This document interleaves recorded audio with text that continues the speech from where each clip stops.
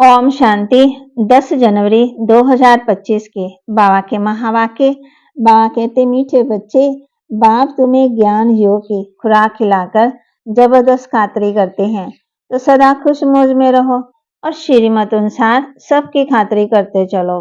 बाप तुम्हें ज्ञान योग की खुराक खिलाकर जबरदस्त खातरी करते हैं, तो सदा खुश मौज में रहो और श्रीमत अनुसार सबकी खातरी करते चलो। प्रश्न, इस संगम युग पर आपके पास सबसे अमूल्य चीज कौन सी है जिसकी संभाल करनी है? इस संगम युग पर आपके पास सबसे अमूल्य चीज कौन सी है जिसकी संभाल करनी है? उत्तर, इस सर्वोत्तम ब्राह्मण कुल में आपकी ये जीवन बहुत अमूल्य है, इसलिए शरीर की संभाल जरूर करनी है। ऐसे नहीं ये तो मिट्टी का पुतला है, कहाँ खत्म हो जाए, नहीं, इनको जीते रखना है। कोई बीमार होते हैं तो उनसे तंग नहीं होना चाहिए। उनको बोलो तुम शिव बाबा को याद करो। जितना याद करेंगे उतना पाप कटते जाएंगे। उनकी सर्विस करनी चाहिए। जीता रहे, शिव बाबा को याद करता रहे। ओम शांति। ज्ञान का तीसरा नेत्र देने वाला रूहानी बाप बैठ रूहानी बच्चों को समझाते हैं। ज्ञान का तीसरा नेत्र सिवाय बाप के और कोई दे नहीं सकता। अभी तुम बच्चों को ज्ञान का तीसरा नेत्र मिला है। अभी तुम बच्चे जानते हो ये पुरानी दुनिया बदलने वाली है। बेचारे मनुष्य नहीं जानते हैं कि कौन बदलाने वाला है और कैसे बदलते हैं, क्योंकि उनको ज्ञान का तीसरा नेत्र नहीं। तुम बच्चों को अभी ज्ञान का तीसरा नेत्र मिला है। जैसे तुम सृष्टि के आदि मध्यांत को जान गए हो। ये है ज्ञान की स्क्रीन। स्क्रीन की एक बूंद भी कितनी मीठी होती है। ज्ञान का एक ही अक्षर है, मन मना भव। ये अक्षर कितना मीठा है। अपने को आत्मा समझ बाप को याद करो। बाप शांति धाम और सुख धाम का रास्ता बता रहे हैं। बाप आए हैं बच्चों को स्वर्ग का वर्षा देने, तो बच्चों को कितनी खुशी रहनी चाहिए। कहते भी हैं खुशी जैसी खुराक नहीं, तो सदा खुश मौज में रहते हैं। उनके लिए ये जैसे खुराक होती है। 21 जन्म मौज में रहने की ये जबरदस्त खुराक है। ये खुराक सदा एक दो को खिलाते रहो। ये है एक दो की जबरदस्त खातरी। ऐसी खातरी और कोई मनुष्य की कर ना सके। तुम बच्चे श्रीमत पर सभी की रूहानी खातरी करते हो। सच्ची सच्ची खुशखैरियत भी ये है, किसी को बाप का परिचय देना। मीठे बच्चे जानते हैं बेहद के बाप द्वारा हमको जीवन मुक्ति की सौगात मिलती है। सतयुग में भारत जीवन मुक्त था, पावन था। बाप बहुत बड़ी ऊंची खुराक देते हैं। ये तो गायन है। अतीन्द्रिय सुख पूछना हो तो गोप गोपियों से पूछो। ये ज्ञान और योग की कितनी फर्स्ट क्लास वंडरफुल खुराक है। और ये खुराक एक ही रूहानी सर्जन के पास है और किसी के पास नहीं। किसी को इस खुराक का मालूम नहीं। बाप कहते हैं, मीठे बच्चों, तुम्हारे लिए हथेली पर सौगात ले आया हूँ। मुक्ति और जीवन मुक्ति की ये सौगात मेरे पास ही रहती है। कलब कलब मैं ही आकर के तुमको ये सौगात देता हूँ। फिर रावण छीन लेता है, तो अभी तुम बच्चों को कितना खुशी का पारा चढ़ा रहना चाहिए।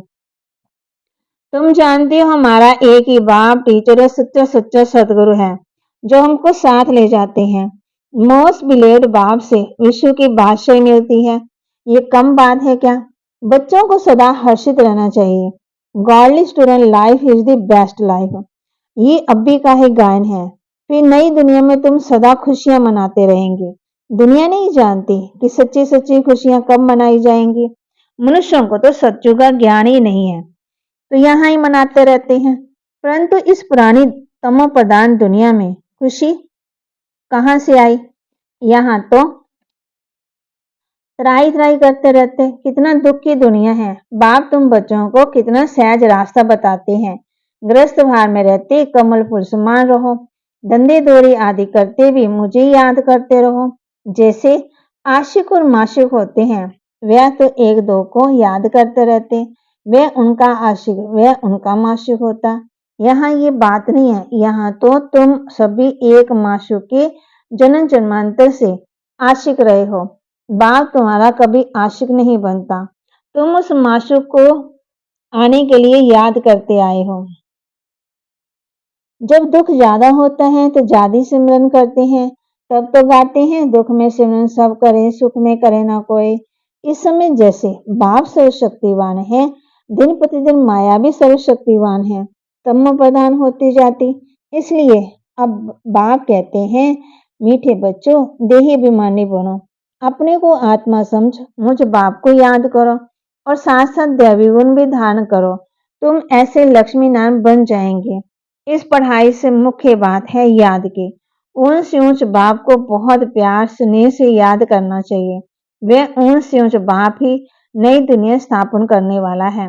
बाप कहते हैं, मैं आया हूं तुम बच्चों को विश्व का मालिक बनाने, इसलिए अब मुझे याद करो तो तुम्हारे अनेक जन्मों के पाप कट जाएंगे। पतित पावन बाप कहते हैं, तुम बहुत पतित बन गए हो, इसलिए अब मुझे याद करो तो तुम पावन बन और पावन दुनिया का मालिक बन जाएंगे। पतित पावन बाप को बुलाते ही हैं। अब बाप आए हैं तो पावन जरूर बनना पड़े। बाप दुख करता सुख करता है। बरोबर सतयुग में पावन दुनिया थी तो सभी सुखी ही थे। अब बाप फिर से कहते हैं, बच्चे शांति धाम और सुख धाम को याद करो। अभी है संगम युग। खवैया तुमको इस पार से उस पार ले जाते हैं। नैया कोई एक नहीं है, सारी दुनिया जैसे एक बड़ा जहाज है, उनको पार ले जाते हैं। तो मीठे बच्चों को कितनी खुशियां होनी चाहिए, तुम्हारे लिए तो सदा खुशी ही खुशी है। बेहद का बाप हमको पढ़ा रहे हैं। वाह, ये तो कभी ना सुना ना पढ़ा। भगवान नवाज, मैं तुम रूहानी बच्चों को राजयोग सिखा रहा हूँ, तो पूरी रीति सीखना चाहिए, धारणा करनी चाहिए, पूरी रीति पढ़ना चाहिए। पढ़ाई में नंबरवार तो सदा होते ही हैं। अपने को देखना चाहिए कि मैं उत्तम हूँ, मध्यम हूँ, कनिष्ठ हूँ। बाप कहते हैं, अपने को देखो कि मैं ऊंच पद पाने के लायक हूँ, रूहानी सर्विस करता हूँ, क्योंकि बाप कहते हैं, बच्चे सर्विसेबल बनो, फॉलो करो। मैं आया ही हूँ सर्विस के लिए, रोज सर्विस करता हूँ, इसलिए तो ये रथ लिया है। इनका रथ बीमार पड़ जाता है तो इनमें बैठ मुरली लिखता हूँ। मुख से तो बोल नहीं सकते, तो मैं लिख देता हूँ, ताकि बच्चों के लिए मुरली मिस ना हो। तो भी मैं सर्विस पर हूँ। ये है रूहानी सर्विस। तो तुम बच्चे भी बाप की सर्विस में लग जाओ। जो अच्छा पुरुषार्थ करते हैं, अच्छी सर्विस करते हैं, उनको महावीर कहा जाता है। देखा जाता है कौन महावीर है, जो बाबा के डायरेक्शन पर चलते हैं। बाप का फरमान है, अपने को आत्मा समझ, भाई भाई को देखो, इस शरीर को भूल जाओ। बाबा भी शरीर को नहीं देखते हैं। बाप कहते हैं, मैं आत्मा को देखता हूँ। बाकी ये जो ज्ञान फिर शरीर, आत्मा शरीर बिगड़ बोल नहीं सकती। मैं भी इस शरीर में आया हूँ, लोन लिया हुआ है। शरीर साथ ही आत्मा पढ़ सकती है। बाबा की बैठक यहाँ बुरकुट्टी के बीच में है। ये अकाल तख्त है। आत्मा अकाल मूर्त है। आत्मा कब छोटी बड़ी नहीं होती, शरीर छोटा बड़ा होता है। जो भी आत्मा है, उन सभी का तख्त ये बुरकुटी है। शरीर तो सभी के भिन्न भिन्न होते हैं। किसी का अकाल तख्त पुरुष का, किसी का स्त्री का, किसी का बच्चे का। बाप बैठ बच्चों को रूहानी ड्रिल सिखलाते हैं। जब कोई से बात करो तो पहले अपने को आत्मा समझो। हम आत्मा फलाने भाई से बात करते हैं, बाप का पैगाम देते हैं, फिर शिव बाबा को याद करो। याद से ही जंक उतनी है। सोने में जब खाद पड़ती तो सोने की वैल्यू कम हो जाती। तुम आत्मा में भी जंक पड़ने से तुम्हारी कोई वैल्यू नहीं। अब फिर पावन बनना है। तुम आत्मा को अब ज्ञान का तीसरा नेत्र मिला है। उस नेत्र में अपने भाइयों को देखो। भाई भाई को देखने से कर्म इंद्रियां चंचल नहीं होती। राज्य भाग्य लेना है, विश्व का मालिक बनना है, तो ये मेहनत करो। भाई भाई समझ सभी को ज्ञान दो, तो फिर ये आदत पक्की हो जाएगी। सच्चे सच्चे भाई तुम अब भी हो। बाप भी आकर के ऊपर से आए हैं, तुम भी आए हो। बाप बच्चों को सहज सर्विस कर रहे हैं। बच्चों बच्चों की सर्विस करते तो बाप हिम्मत देते हैं। हिम्मते बच्चे मददे बाप। तो ये प्रैक्टिस करनी है। मैं आत्मा भाई को पढ़ाता हूँ। आत्मा पढ़ती है, इसको स्पिरिचुअल नॉलेज कहा जाता है, जो रूहानी बाप से मिलती है। संगम पर ही बाप आकर के ये नॉलेज देते हैं कि अपने को आत्मा समझो, तुम अकेले आए थे तो अकेले जाना है। यहाँ शरीर धारण कर तुमने 84 जन्मों का पाठ बजाया और फिर वापस चलना है। इसलिए अपने को आत्मा समझ, भाई भाई की दृष्टि से देखना है। ये मेहनत करनी है, अपनी मेहनत करनी है, आप पे मेहनत करनी है। दूसरे में हमारा क्या जाता है? पहले अपने घर की, फिर बाहर वालों की। पहले खुद को आत्मा समझ, फिर भाइयों को समझाओ तो अच्छी रीति तीर लगेगा। ये जौहर भरना है, मेहनत करेंगे तब ही ऊंच पद भी पाएंगे। इसमें कुछ सहन भी करना पड़ता। जब कोई उल्टी सुल्टी बात बोले तो तुम चुप रहो। तुम चुप रहेंगे तो फिर दूसरा क्या करेगा? ताली दो हाथ से बजती है। एक ने सुख की मुख की ताली बजाई, दूसरा चुप कर जाए तो आप ही बंद हो जाएगी। ताली से ताली बजने से आवाज हो जाता है। बच्चों को एक दो का कल्याण करना है, बाप समझाते हैं। बच्चे सदा खुशी में रहना चाहते हो तो मन बनाओ। अपने को आत्मा समझ, बाप को याद करो। भाइयों मना आत्मा की तरफ देखो। तो बच्चों को रूहानी यात्रा पर रहने की आदत डालनी है। तुम्हारे ही फायदे की बात है। बाप की शिक्षा भाइयों को देनी है। बाप कहते हैं, मैं तुम आत्मा को ज्ञान दे रहा हूँ। आत्मा ही देखती है, आत्मा को ही देखता हूँ। मनुष्य मनुष्य से बात करते हैं तो अपना मुंह मोड़ लेते हैं। तुम आत्मा से बात करते हो तो आत्मा को ही देखना, बल शरीर द्वारा ज्ञान देते हो, परंतु इसमें शरीर का बांध तोड़ना पड़ता है। तुम्हारी आत्मा समझती है परमात्मा बाप हमको ज्ञान दे रहे हैं। बाप भी कहते हैं आत्मा को देखता हूँ। आत्मा भी कहती है हम परमात्मा बाप को देख रहे हैं, उनसे नॉलेज ले रहे हैं। इसको कहा जाता है स्पिरिचुअल ज्ञान के लेन देन। आत्मा की आत्मा के साथ, आत्मा में ही ज्ञान है, आत्मा को ज्ञान देना ही है। ये जैसे जौहर है, तुम्हारे ज्ञान में ये जौहर बढ़ता जाएगा तो किसी को समझाने में जड़ तीर लग जाएगा। बाप कहते हैं प्रैक्टिस करते रहो। तीर लगता है तो ये नई आदत, बाबा कहते ये किसी को भी समझाने जड़ तीर लग जाएगा। ये नई आदत डालनी है, सिर्फ शरीर का भार निकल जाए, माया के तूफान कम हो जाएंगे, बुरे संकल्प नहीं आएंगे, किरण आय भी नहीं होगी। हम आत्मा ने 84 जन्मों का चक्कर लगाया, अब नाटक पूरा होता है। अब बाबा की याद में रहना है। याद से ही तमो प्रधान से सत्व प्रधान बनना है। सत्व प्रधान दुनिया के मालिक बन जाएंगे। कितना सहज है।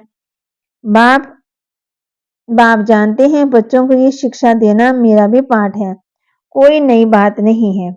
मैं हर 5000 वर्ष के बाद आना होता है, मैं फलाना हूँ, आता जरूर हूँ। बच्चों को दिल से समझाता हूँ, मीठे बच्चे रूहानी याद की यात्रा में रहो तो अंतमति सुगति हो जाएगी। अंत काल है ना, माँ में कम याद करो तो तुम्हारी सदगति हो जाएगी। याद की यात्रा से मजबूत होते जाएंगे। ये देही विमानी बनने की शिक्षा एक ही बात तुम बच्चों को मिलती है। कितना वंडरफुल ज्ञान है। बाबा वंडरफुल है तो बाबा का ज्ञान भी वंडरफुल है। कब कोई बता ना सके अभी वापस चलना है। इसलिए बाप कहते हैं मीठे बच्चों ये प्रैक्टिस करो, अपने को आत्मा समझ, आत्मा को ज्ञान दो। तीसरे नेत्र से भाई भाई को देखना है। ये ये है तुम ब्राह्मणों का सर्वोत्तम ऊंच से ऊंच कुल। इस समय तुम्हारा जीवन अमूल्य है, इसलिए तुम्हें संभाल करनी है। तमो प्रधान होने के कारण शरीर की आयु भी कम होती गई। अब तुम जितना योग में रहेंगे उतना आयु बढ़ती रहेगी। तुम्हारी आयु बढ़ते बढ़ते 150 वर्ष की हो जाएगी। सतयुग में इसलिए शरीर भी संभाल करनी पड़ती। ऐसे नहीं कि ये तो मिट्टी का पुतला है, कहाँ छोड़ दें, इनको जीते जी रखना है।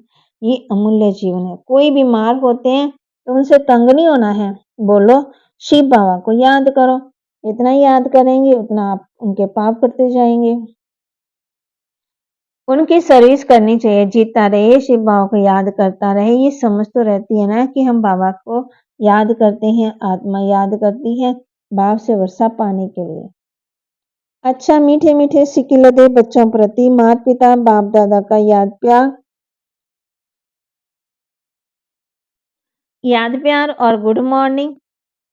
और रूहानी बाप के रूहानी बच्चों को नमस्ते। रूहानी बच्चों के रूहानी बाप दादा को दिलवा जान शिकवा प्रेम से नमस्ते।